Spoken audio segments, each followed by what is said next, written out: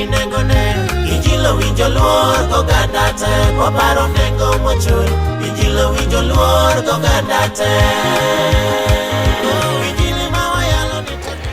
Agoyo ne Yesu Kristo ma Ruodh warwa erokamano kod okinyi ma Jehova maduong' oseloso kendo osetimo. Jumapil mar ariyo e higani Kristo ma Ruodh warwa osetimo ng'wono kendo Jehova nochako kelo ya e Lolwe Tv ka mondo wachak waleri kuom weche moko mag polo maroma lero osekete chunya kendo kete lewa nikech oganda e Jumapil mar ariyo ni e higani. Nyasaye osetimo ng'wono, an bende osetimo na ng'wono, in be timo ni ng'wono mi winjore mondo mi duong'. Nitie wach ma Kristo miya kod okinyi sani ma adwa mondo wagoye mbaka toke to wabiro lamo kodi Nyasaye. Asomo weche ariyo mondiki e muma e buk mar Samuel mokwongo kendo e buk mar Luka bende adhi somoe. Nyasaye mondo gwedh Lolwe TV kaachiel kod jotich duto manie iye ka. Kendo tingi malo. Yiena mondo asom wach mondiki e muma wach mar Nyasaye. Samuel mokwongo 9 achako somo adek matindo. Adhi somo 8, adek matindo nyaka 8 kendo adhi chikora chakre 8 nyaka adhi somo 11 kod 12.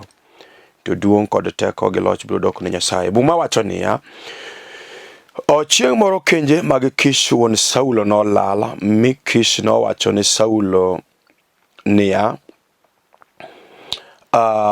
kaw jatich moro udhi umanygo kenjego. Negidhi manyo kenjego, minegidhi manyogi e piny gode mag Efraim kendo e piny Shalisha. To ne ok giyudogi kuno, bende ne gidwarogi e piny Benjamin, to ne ok giyudogi. To kane gibiro e piny Suf, Saulo nowacho ne jatichne niya, nowacho ne jatichne mane ni kode niya, wuoth wadog, dipo ka wuora oweyo paro kenje koparo mana wan. To jalo nowachone ni, e dalani nitie ng'at Nyasaye marahuma, weche duto mowacho timore adier. We wadhi kuno dipo ka ofwenyonwa wach moro kuom wuodhwani. Saulo nopenje niya, ka wadhi to ere gima dang' water ne ng'at Nyasaye no, nimar chiemo manyo wating'o koro oserumo kendo waonge gi mich mwanyalo terone, koso wan gang'o. Kare 11 muma wacho niya, kane pod giidho got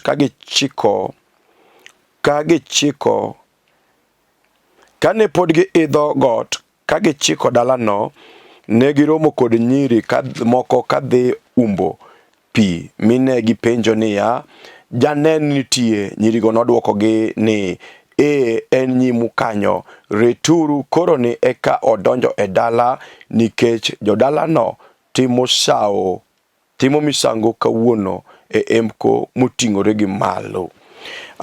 Luka 15:8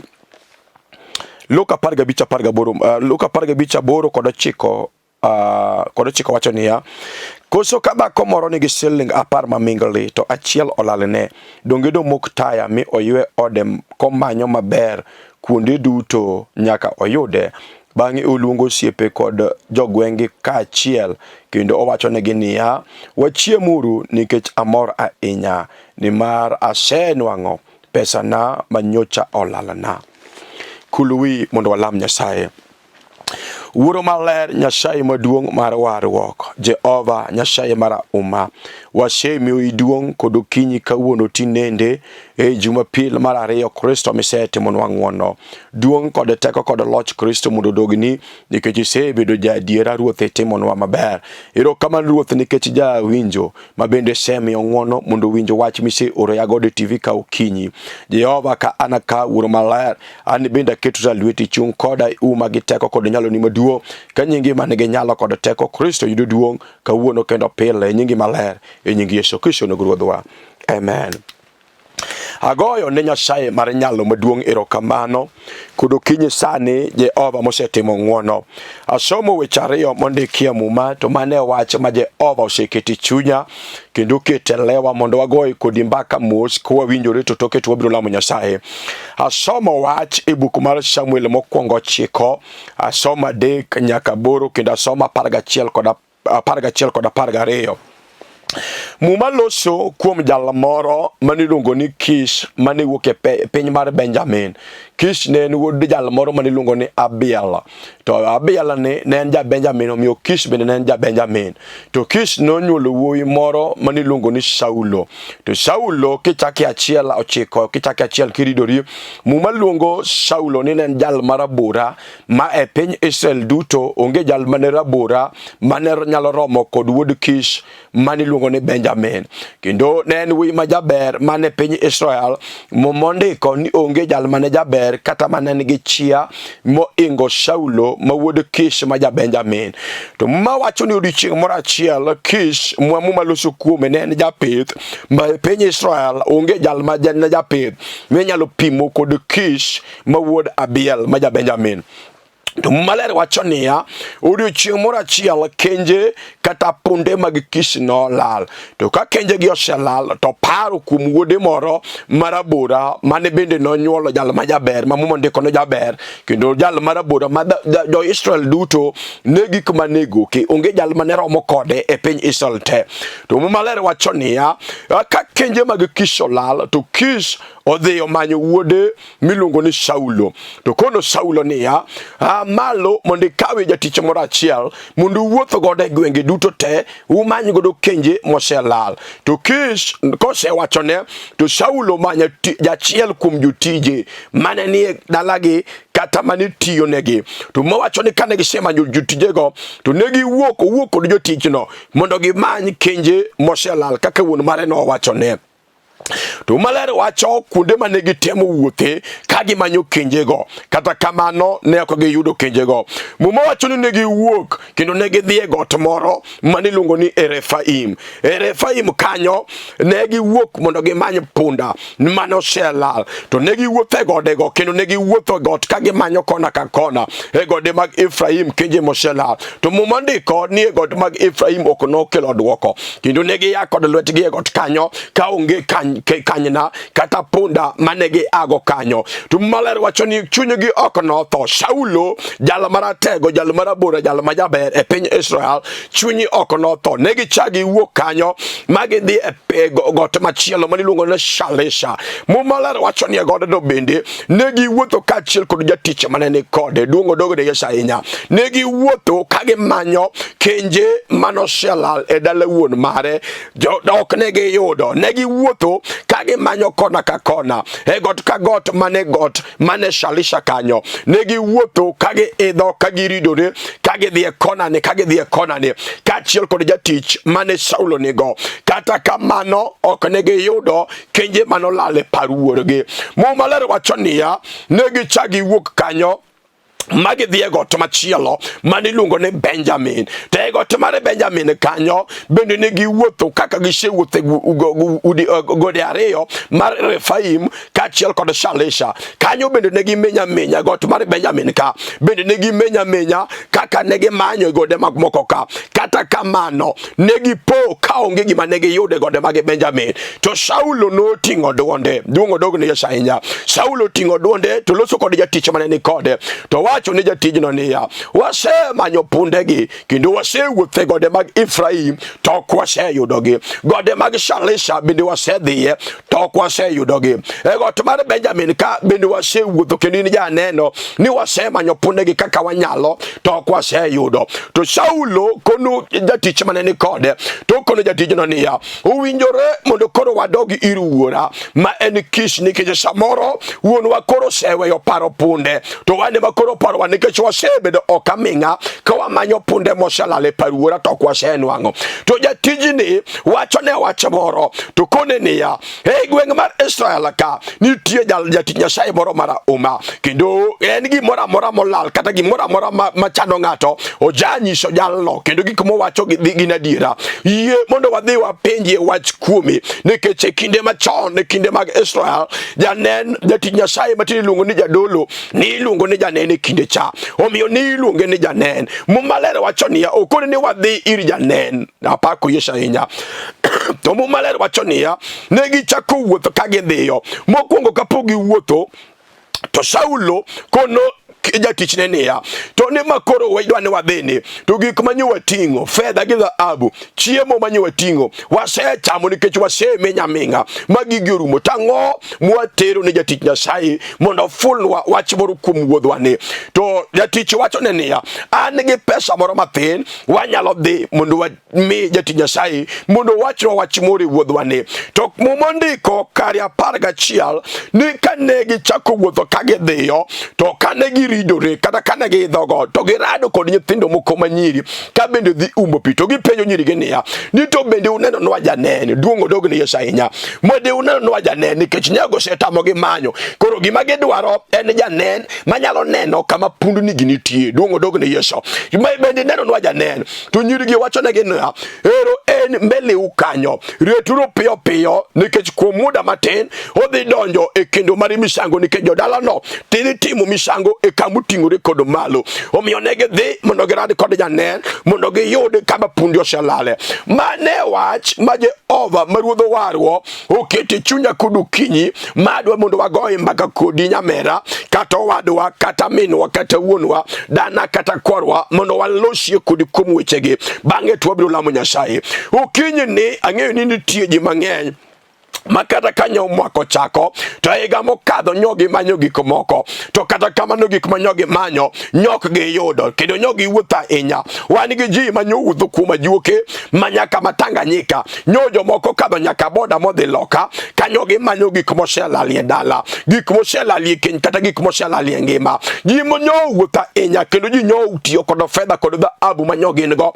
ma pesa nyorumo, makata chiemo manyo ni ot nyorumo, kanyogi manyo gik moselal. Duong' odog ne Yesu Kristo ma Nazareth. To Muma Maler wacho niya, piny Benjamin oyudore dala jatpith moro miluongo ni Kish ma ja Benjamin ma wuod Abiel. To Muma Maler wacho ni en bende gik moko nolalie dalane, kata kobedo ni en jal mane tajiri, kendo ne en jal ma jamwandu e piny Israel duto, ng'at mane nyalo loyo gi mwandu ne onge. Kata kamano oyudore gimo olal e od jamoko kata od jamwandu, ma onge ng'at manyalo yudo, makata en kod wuoyi ma jaber, wuoyi ma jabor rabora, ma ng'ata gi kiegoke, to gini otamogi yudo. Duong' odog ne Yesu Kristo ma Ruodh warwo. Muma Maler wacho niya, gimoro lalie dala Kish ma ja Benjamin, da gimoro lalie dala, mano kata en gi pesa, mano kata en jamwandu, kata en japith, kata en gi rieko, kata en gi wuoyi ma jaber moingo piny Israel duto, kata en gi wuoyi ma rabora moyombo ji te piny Israel, to gimoro yudore molalie dala, gimoro yudore molalie dala. An bende okinyi sani Jehova ose ora e TV ka, e Lolwe TV ka, mondo ibed piny mondo iwinja kuom wach ma Jehova mar warwo Nyasaye maduong' mar nyalo mar ono ose ora godo TV ka kod okinyi, Nyasaye manyalo duoko gino moselal. Muma Maler wacho ni negi wuotho, jogi no wuotho, Saulo kaachiel kod jatich mane ni kode, negi wuothe gode madongo kod matindo, giwuothe gode mag Ifrahim, gigo ok giyudo kanyo, gichagi wuothe gode mag Shalisha, gigo ok giyudo kanyo, gichagi duoge gode mag Benjamin, kanyo bende giwuothe gi anono, magi winjo ka giwito geno, gipenjore niya, sani koro nego wadogi e dala, nikech gimanyo wabiro manyo ok waseyudo. An bende okinyi sani ang'eyo ni nitie ji mang'eny ma samoro sewito geno, gisewito yie, nikech gik manyogi manye higa mokalo nyogi wuok nono, kata ka gibedo piny kod okinyi sani to gikwana sara lelo, nikech higa mokadho nyogi manyo adiera, nyogi manyo, nyogi wuok e delnegi ka gibiro dware piny Nairobi, kata giwuok e delnegi gidhi e piny Kisumu, kata gidhi e piny Homa Bay, kata gidhi e piny Mombasa, kamoro amora ma nitie, kata nyo kadho boda modhi e piny machielo, nikech odhi manyo gik mabeyo mondo duoge ge dala, gik manyolal e dala. Kata kamano igorumo ka en kod lwete nono, osetemo kod riekone mar dhano, osetemo kod riekone mar somo, osetemo kod riekone mar sikul. Kata kamano gik manyolal pokonwa, kamobetie to winjo kosewito geno, onge kod geno machielo. Wacho niya, awinjore mondo adogi e dala, nikech osetemo kod riekona to osetamore. Duong' odog ne Yesu ja Nazareth. Nitie jok mosewito geno, makata kata ka wachako igani kawuono wan Jumapil mar ariyo kata kamano wan gi jok mosewito gino openjore ni to iga cha nya temo onge gima nya yudo nya wuok kod lweta nono nya temo kod uso mandasi nyowanga nya temo kod bulo dumendara mano be nyowanga nya temo kod hotel mano nyodhi nono lewni bende nya temo uso nyotamore iwinjo wan gi Nyasaye majanen wan gi Yesu Kristo majanen manyalo neno gimo pandi iwinjo gimesema nyukum rieko magape gimesema nyukum jomirieri gimesema nyukum jolemo mumondiko ni Saulo mawudi Kish maja Benjamin no manyo kod rieko ne iwinjo kati bende jaber iwinjo dhako kati bende jaber sema nyo dichuo setami kami betie iwacho ni to an biro thot biro ikato kodala asetemo monda yudo dichuo setama iwinjo dichuo kata iki osedhi monia ionge kod dhako milungu chiegi isebedo gi awi marach makikendo dhako ni to dhako ne dhia igani samoro nyi wacho kod chunyi ni asedwaro mase ol koro kabicha kadwar kendo wan kod jal majanen manyalo neno gimopondo gimopande gimoke nyala neno ka kod rieko kod wang mar dhano wan gi Nyasaye maratego jal mara uma mumaler wacho niya Saulo mawudi Kish ol mokono jatichne niya uwinjore mondo koro wadogi ya dala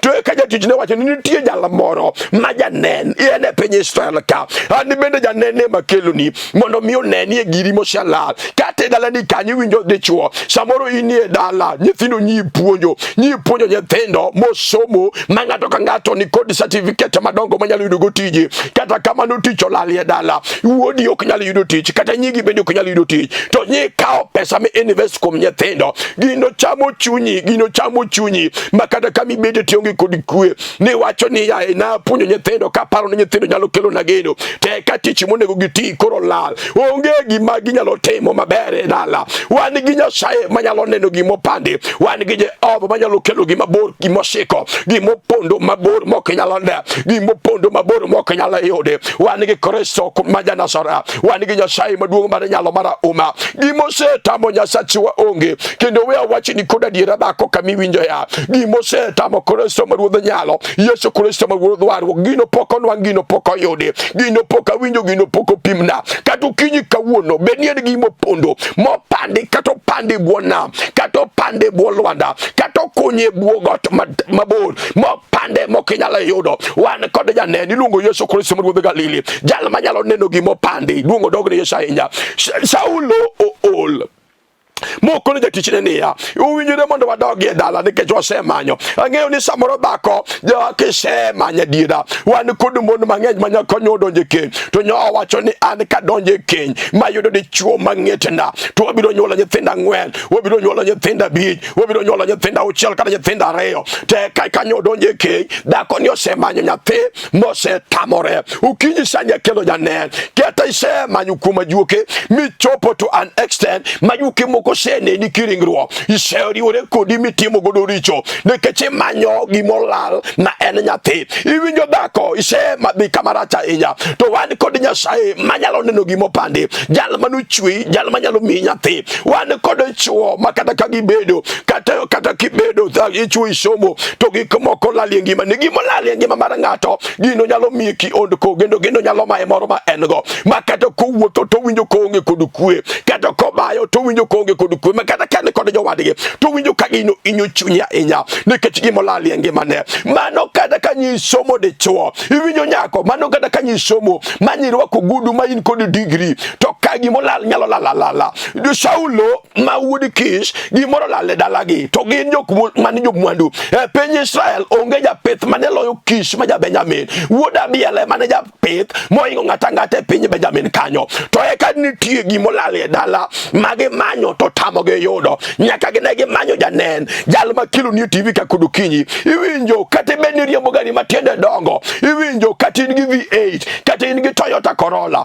to nitie gima nyalo lal ma gari ok nyal kelo nitie gima nyalo lal makata pesa manie bengi ok nyal kelo kendo ok nyal yudo gino to wan ko Yesu Kristo ma Nazareth osaruodh Galili nyalo manyo Yesu Kristo manyolale iga mokadho miwacho na diera gik miga olale iga mokadho iga ni akadho kata kama naonge kod geno nikech nyamanyo ta nono wan gi ji mang'eny mosewito geno kata sani wan gi mon mang'eny mosewito geno e kenyegi makata kama gibeti kudu kinyi sani gik manyogi manyo se tamora kata era manyunitie era bende nyosela dhako kamubeti to wacho niya ano winyore adwar mondo adogie dala mama mondo abed kod mama nikech kenyu nyokane kama biye wan gi Yesu janen jal manyalo timo ni ng'one kenyu ni kanyo mochako los kenyu bed kenyi kendo iluongo Yesu jal mapokolo Yesu mapoko wel jatego ruodho lweny Yesu maruodho warwo ene men ge teko ene men kod nyalo gimose tabo Yesu maruodho wa onge kata kinyi sani ene manyalo neno gima chandi iwinjo dichuo kata ine dichuo manyo somo manigi digri to ticho se tami se manyo tiji ofise duto to kamora mora medhi tiko ni tichonge kamora mora medhi tiko ni tichonge somo ti somo kendo ne giru tich iwinjo nitie Yesu majanen jal manyalo neno kumi nyalo yudo tich mat direct tiende ni mondo yudo tich kanyo wan gi Yesu jal maratego gimose tamu ruodho warruok onge kinyi sani wacho ni koda diera ni ka ng'ato walo Yesu koda igani wani wik mar ariyo ka ng'ato walo Yesu Kristo e Jumapil mar ariyo ni miwacho niya anase walo Kristo anase walo Bwana mondo je ovo ne gik manyolalna iga mokadho mondo je ovo kel gik ma onge obed manitie gik manyamanyo kuom majuke nyoko kelo gik manyamanyo kuom pesa ma pesa nyotamore gik manyamanyo kuom dakiteche madongo mag Kenya nyaka oko to ok nyak yudo dwoko adwa manyo janen jal manyalo neno gik moko timore ngimana wan kod jok matuo makata iga manyokadho nyo pime modhio Nairobi hospital opime ochako dhi hospital madongo mong'ere Kenya ka opime to gima time pok onwang'ore gino pok onwang'ore pesa to dhi adhiya pesa rumo gima timi oseloki jadhier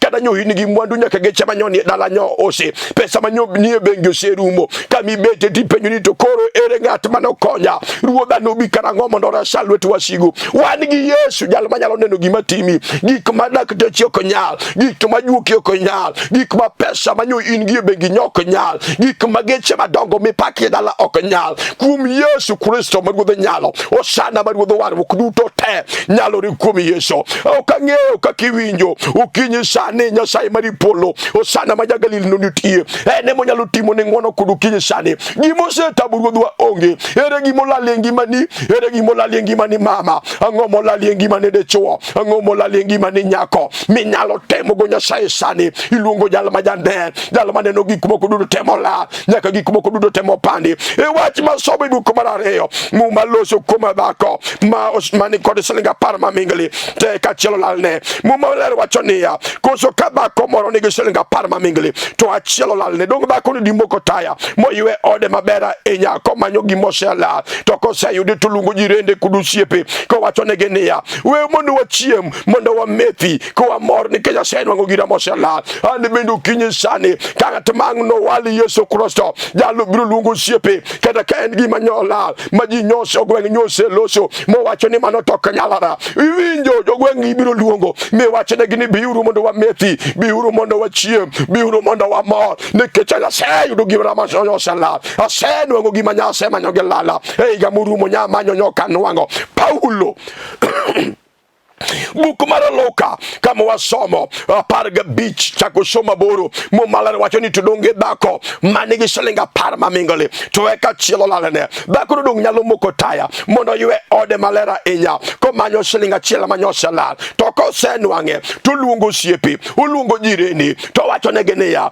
biuru mondo wamethi biuru mondo wachiem mondo wabed kod mor nikech asenwango gima nyosela na an bende kudi kaka jatich Nyasaye ni Yesu Kristo janen jalo kerado gukadu kinyi sani gima nyosela no gini biro nwango kendo gima nyosela no gimi biro nwango kendo wachuni koda diera beni jochiende magadala magaseko nyoka ugwethini mopando wachuni Jumapil mar ariyo ni kawachako Januari ni nitiere Nyasaye majanen jalo manyalo kelo gimosela michaki bed kod moro kendo iwinjo jasigu manyosego yoni siboi mawacho ni okinyal bedo kod mor manyo wacho ni gimi manyo no kinyal yudo wan kod Yesu Kristo ma ruodh Galili. Hosana ma Janazareth, jalo maratego, jalo manyaka neni, eni pok oloye, gimose tamogo onge. Kata okinyi kawuono tinende awacho kod adiera niya, duto te nyalo ri kuom Yesu. Obed ni en gimoselal e siko, obed ni en gimoselal e dala, kuom Yesu ma ruodh owadwa, duto te nyalore. Inyalo moko taya kod okinyi, miwachna do moko taya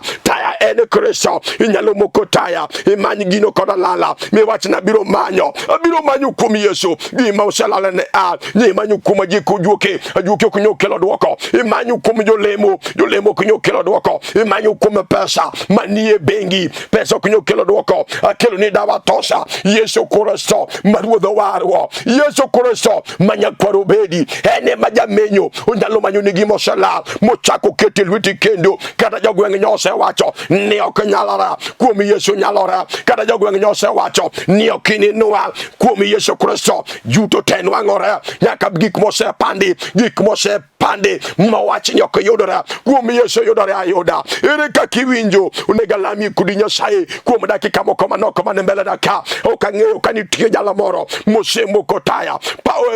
Buk mar Luka 15:8 wacho niya, to dhako koso ka dhako moro ni kod siling 10 mamingole, to achiel olalne. Do dhani di moko taya moywe ot kod olala, momany kum bidi komanyo gimoselal, to konwang'o gino to luongo jirende, to luongo osiepe, to wachonegi niya, biuru wamethi, biuru mondo wachiem, mondo wabed kod mor, nikech asenwang'o gima nyolalna. An bende wachoni niya, kwegani nyaka iyud gimoselalni. Awachoni kaka jati Nyasaye ni kata ji nyowacho e higa mokalo ni gino kibinwang'o, ok ibinwang'o nyathi, ok ibiting'o nyathini. Awachoni e higa niya, ni kimoko taya miringi dhi kuom Yesu, ibiro nwang'o kendo ibiro luongo gi chieng' moro mondo gine nyathi ma Nyasaye ogwedhigo. Iwinjo kata nyogi wachoni ok inyal yudo tich. Awachoni kod adiera, ma en higa mwachako gik moko manyien kod Kristo. Jalo mochako gi Kristo, jalo moamua mondo wuoth kod Kristo higa manyien ni, higa mar 2022, jalo biro neno Nyasaye, ibiro neno teko mar Jehova, ka teko mar Nyasachwa timo nigi gik madongo mag polo mag ono. Gimosetamo Nyasaye gino pokonwa. Kata okinyi ni awachoni niya, wuoth kod Yesu. Yesu e taya, jalo manyalo menyo gimoselalni mondo imak gine lweti. Ma en ikwa kod Jawar, ma en ikwa kod Kristo, ma en ikwa kod Nyasaye. Wachako manyien, gik machon manyotimore nwa higa mokalo, mago sekadho. Wachako manyien gi Kristo, wabiro wuotho kod Kristo. Jehova biro timonwa gik madongo mag polo mag ono, mag warruok, mag singruok. Jehova nitie gimosetame onge. Okinyi sani onego alami kodi Nyasaye, nikech awinjo ka seche oromo monego alami kod dhako moro. Onde seche oromo mama monego alosi kod dichuo moro, nikech Nyasaye mar nyalo. Awinjo Jehova oseidha, Nyasaye chuno oseidho ngimana mondo alami kodi dichuo, alami kodi nyako. Mama onego alam kodi dana, kata ka inie dala, gimolal ni nong'eyo, gimolal e dala ing'eyo, gimolal kuom nyithindi ing'eyo, gimolal e odi ing'eyo, gimolal e tiji kati andi gini ing'eyo malong'o. Ondike muma buk mar ngeche ni gima lit ne ng'ato, jalo wuono ng'eyo, ng'at machielo to ok nyal ng'eyo wachno. Gimolal ni ng'eni litini, to higa ni ma en ikwa kod Ruoth, en ikwa kod Kristo, higa ma Jehova mar polo mar nyalo dhi time gik madongo mag ono. Onego alami kod Nyasaye. Ok ang'e kiseloso yie, ok ang'e kiseloso yie, bende semoko taya diera, nikech odamanyo gik moselal mondo Nyasaye mar nyalo, Yesu mar warruok, otimnwa ng'wono, otimnwa maber, mondo Nyasaye mar nyalo oyud duong' mosiko manyaka chieng'. Erokamano ne Ruodhwa, erokamano ne Nyasaye mosetimonwa ng'wono. Adwa nalam kodi Nyasaye kinyalo goyo chonge piny mondo alam kodi Nyasaye. Kinyalo chopo TV mitimul, adwa ni mul TV no ka in kodi yie kuom Yesu, mondo alam kodi Kristo, jalo maratego, jalo majanyalo. Nyasacha winjo ko idha, onego timni ono mondo Nyasaye ani malo gi teko mar polo. Nyasacha onego timni ng'wono. Okinyi kawuono wacho niya, duto te nyalo ri kuom Yesu, onge gimo ok nyalore. Iwinjo kata in e osiptal to semanyo thieth mondo changi dogi ot, to chango tamore. Wan gi Yesu ma jachan, wang wan gi Nyasaye iluongo daktari mar dakteche gimose tamo daktar Yesu makele TV ka Jehova nyalo katibeni jatuo mose manyo kaka thiedhre tisewuotho osiptende madongo pok iyudo changa wan gi Yesu ratego iluongo nyalo majanen Jehova nyalo neno ngimani mondo changi kendo mondo chungi malo idogi odi mama benin dhako mose chae gwengegi maonge gima ber minyalo yudo kuomi wan gi Yesu mesinga pi wang misechiwero ok nodhi nono mama maeniga manyien ikwa kod ruodhwa maeniga manyien ma Jehova biro timonwa gik madongo mag polo mane piny owacho ni ok nyalra mana jogweng' owacho ni ok obichopi mana nyolo wacho ni mano tok notimra biro timore kuom Yesu kiserwako yie to negalam kod Nyasaye awacho ni kaini kanyo tinyalo go chungi piny kinyalo chope TV tadwa ni mul TV no katirie badi ko chomo TV to kok inyalo chope TV kata in hospital iwinjo jatuo adwa ni rwaki yie kuom Yesu nikech lamo kod Nyasaye mara ono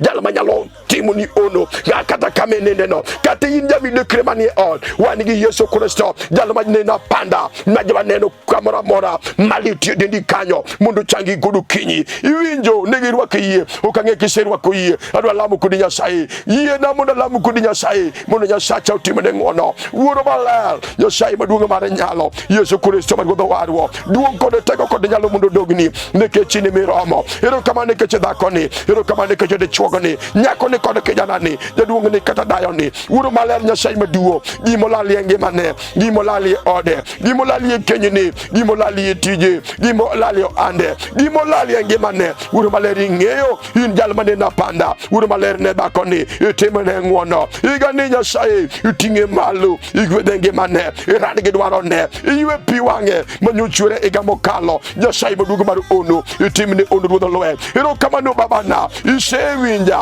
isetimo duong' gi teko kod loyo gi nyalo odogni musiko manyaka chieng' mana kuom yie e nyinge maler nyinge manigi teko e nying Yesu Kristo ruodhwa amen.